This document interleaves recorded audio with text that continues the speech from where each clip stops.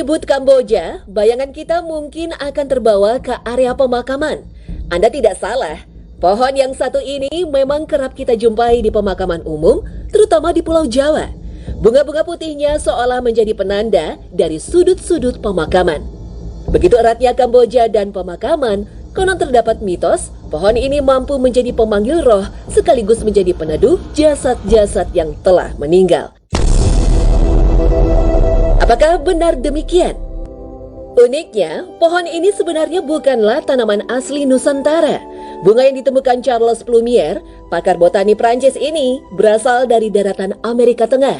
Nama latinnya diambil dari nama sang penemu, yaitu Plumeria. Keberadaan pohon dan bibitnya pun menyebar di Indonesia sejak kedatangan bangsa Eropa di era 1800-an.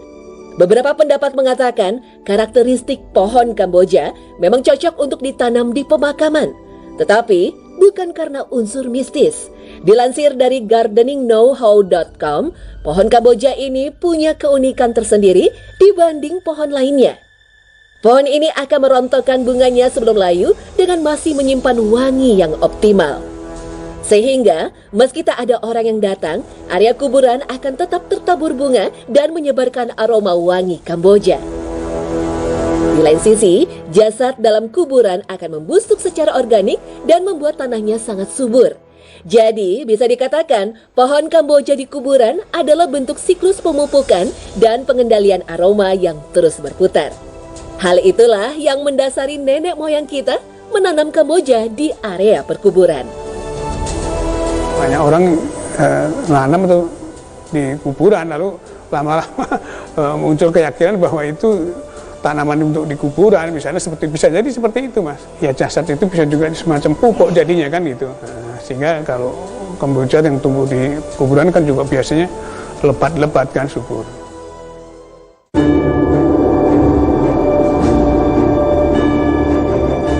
Tetapi, bagi sebagian besar masyarakat Jawa, Kamboja tetap punya unsur mistis yang kuat. Bahkan, ada larangan untuk menanam pohon Kamboja di pekarangan rumah. Alasannya, pohon Kamboja dipercaya dapat mengundang roh jahat. Sosok goib ini akan menghuni dan tinggal di pohon Kamboja.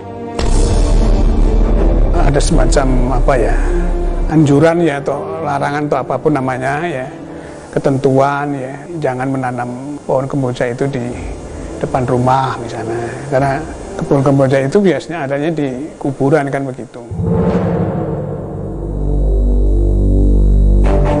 Sementara itu di Bali, Kamboja memiliki kedekatan dalam keseharian masyarakatnya.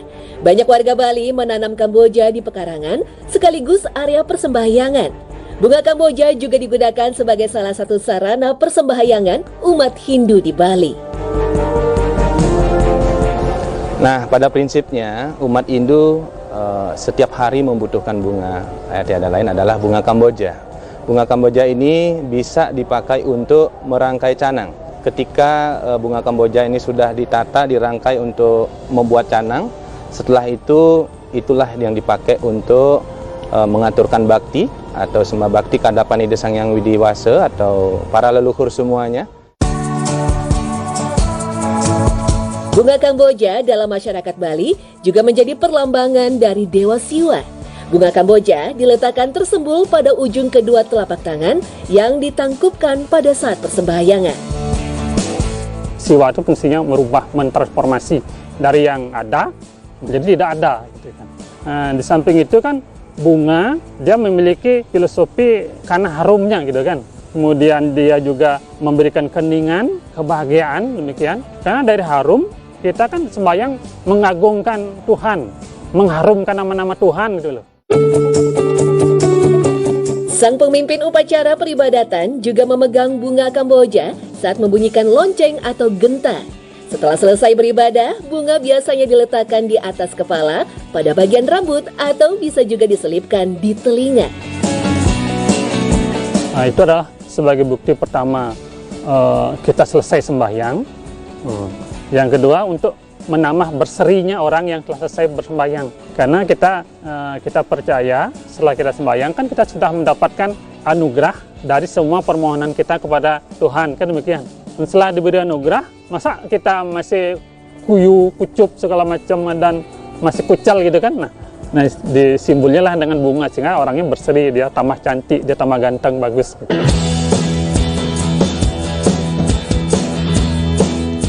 Bunga Kamboja juga diyakini mampu menangkal serta menghilangkan energi negatif yang ada di lingkungan sekitar. Dengan kelopak warna putihnya, bunga ini menjadi simbol kesucian. Bunga itu dia mengandung energi sebagai pemurnian lingkungan. Ya. Sehingga dia akan menetralisir energi negatif.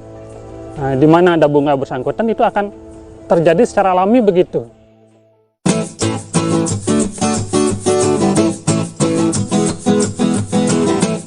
Bunga Kamboja sendiri memiliki beragam warna pada kelopak mahkotanya, dari putih, kuning, sampai warna merah.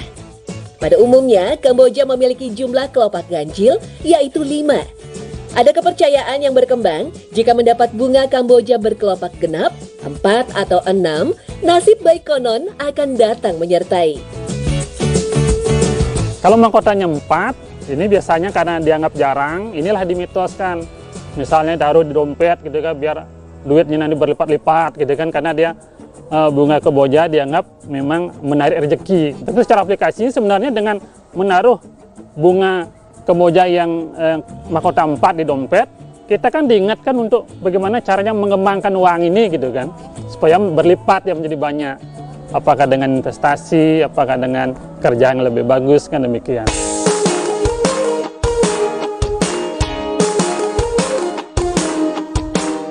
Menanam Kamboja di pemakaman memang tak ada hubungannya dengan arwah dan sejenisnya. Meski begitu, cerita mitos terkadang menjadi sarana pembelajaran yang ampuh bagi masyarakat di zaman dahulu. Dan karena mitos itulah, wangi Kamboja tetap mengharumkan area pemakaman sampai saat ini.